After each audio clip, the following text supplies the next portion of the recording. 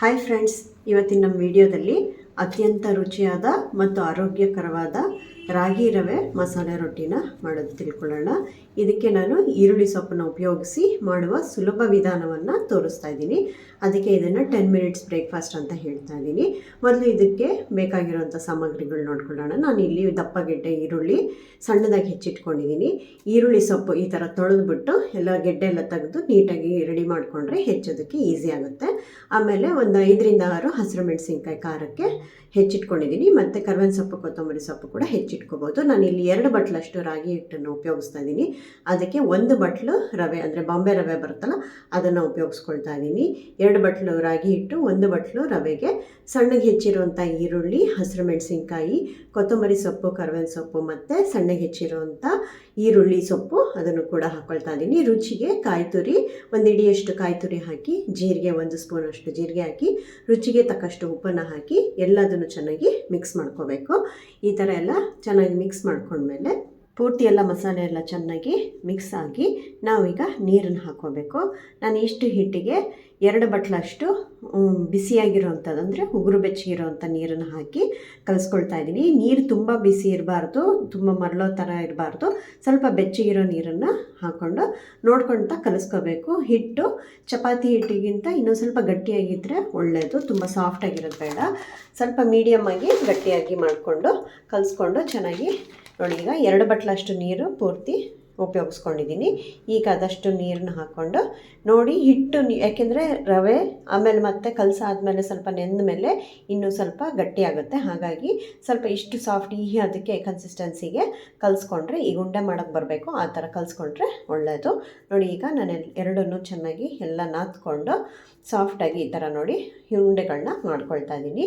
ಈಗ ಅಷ್ಟು ರಾಗಿ ಹಿಟ್ಟಿಗೆ ನನಗೆ ಇಷ್ಟು ಉಂಡೆಗಳು ಬಂದಿದೆ. ಸೈಜ್ ನೀವು ಬೇಕಾದರೆ ದಪ್ಪ ಸಣ್ಣ ಮಾಡ್ಕೋಬೋದು. ಈಗ ನಾನಿಲ್ಲಿ ರವೆ ರೊಟ್ಟಿ ಅಂದರೆ ರಾಗಿ ಮಸಾಲೆ ರವೆ ರೊಟ್ಟಿನ ಮಾಡೋದು ತೋರಿಸ್ತಾ ಇದ್ದೀನಿ.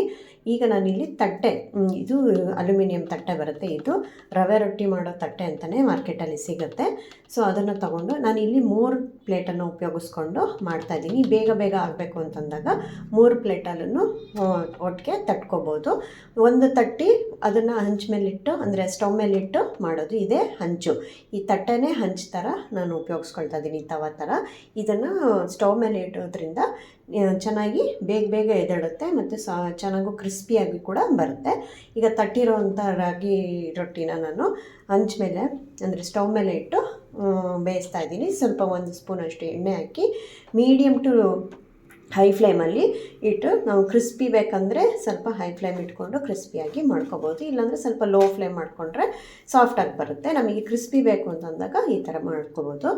ಆಮೇಲೆ ತಿರುಗಿಸಿ ಹಾಕಿ ಇನ್ನೊಂದು ಸ್ವಲ್ಪ ಎಣ್ಣೆನ ಹಾಕಿ ಈ ಮಧ್ಯದಲ್ಲಿ ಹೋಲ್ಸ್ ಮಾಡ್ಕೊಂಡಿದ್ದೀವಲ್ಲ ಅದಕ್ಕೆ ಸ್ವಲ್ಪ ಎಣ್ಣೆ ಬಿಟ್ಟರೆ ಗರ್ಗರಿಯಾಗಿರೋವಂಥ ರೊಟ್ಟಿ ರೆಡಿ ಆಗ್ತಾ ಇರುತ್ತೆ. ಅಷ್ಟೊತ್ತಿಗೆ ನಾವು ವಾಲ್ಯೂಮ್ನ ಅಂದರೆ ಫ್ಲೇಮ್ನ ಕಮ್ಮಿ ಮಾಡಿ ಇನ್ನೊಂದು ತಟ್ಟೆನಲ್ಲಿ ಮತ್ತೆ ಎಣ್ಣೆನ ಸವರಿ, ಮೊದಲನೇ ತಟ್ಟೆಗೆ ತೋರಿಸಿದ್ನಲ್ಲ ಅದೇ ಥರ ತಟ್ಟೆಗೆ ಎಣ್ಣೆನ ಸವರಿ ಹಿಟ್ಟನ್ನು ಹಾಕಿ ಉಂಡೆನ ಇಟ್ಬಿಟ್ಟು ಕೈಯಲ್ಲಿ ತಟ್ಟಬೇಕು.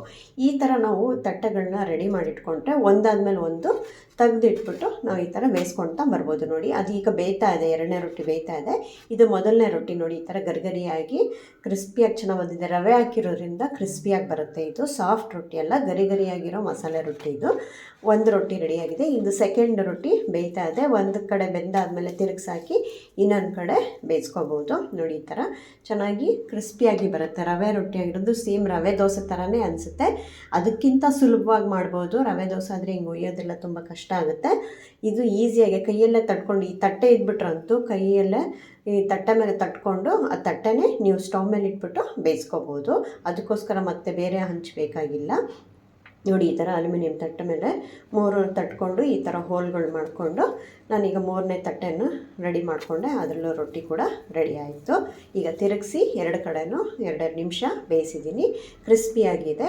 ಸಾಫ್ಟ್ ಬೇಕಂದರೆ ಸ್ವಲ್ಪ ಕಡಿಮೆ ಊರಿನಲ್ಲಿ ಬೇಗ 2 ಕಡೆನೂ ಮುಚ್ಚಾಕೊಂತ ಬೇಯಿಸ್ಕೊಂಬಿಟ್ರೆ ಸಾಫ್ಟಾಗಿ ಬರುತ್ತೆ ರೊಟ್ಟಿ. ಆಮೇಲೆ ಸ್ವಲ್ಪ ದಪ್ಪ ತಟ್ಟಿದ್ರೆ ಸಾಫ್ಟಾಗಿ ಬರುತ್ತೆ. ನಾನಿಲ್ಲಿ ತೆಳ್ಳಕ್ಕೆ ಇಷ್ಟು ಅಗಲನೂ ತಟ್ಟಿದ್ದೀನಿ, ಹಂಚಿನಷ್ಟು ಅಗಲಕ್ಕೂ ತಟ್ಟಿದ್ದೀನಿ. ಹಾಗಾಗಿ ಒಳ್ಳೆ ರವೆ ದೋಸೆ ತಿಂದಂಗೆ ಆಗುತ್ತೆ. ರಾಗಿ ರವೆ ದೋಸೆ ಮಾಡೋ ಥರನೇ ಆಗುತ್ತೆ ಇದು. ಅಷ್ಟು ರುಚಿಯಾಗಿರುತ್ತೆ. ಈರುಳ್ಳಿ ಸೊಪ್ಪು ಮತ್ತು ಈರುಳ್ಳಿ, ಮೆಣಸಿನ್ಕಾಯಿ, ಜೀರಿಗೆ, ಕಾಯಿ ತುರಿ ಎಲ್ಲ ಹಾಕಿರೋದ್ರಿಂದ ರುಚಿನೂ ತುಂಬ ಚೆನ್ನಾಗಿರುತ್ತೆ.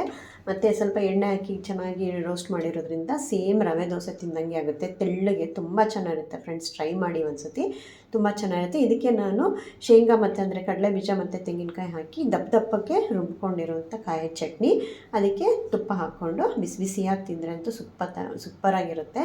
ರೊಟ್ಟಿ ಜಾರಿ ತುಪ್ಪಕ್ಕೆ ಬಿತ್ತು ಅಂತ ಹೇಳ್ತಾರಲ್ಲ, ಹಾಗೆ ರೊಟ್ಟಿ ಮೇಲೆ ತುಪ್ಪ ಕರಗೇ ಹೋಯಿತು, ಅಷ್ಟು ರುಚಿಯಾಗಿರುತ್ತೆ, ಆರೋಗ್ಯಕರವಾಗೂ ಇರುತ್ತೆ.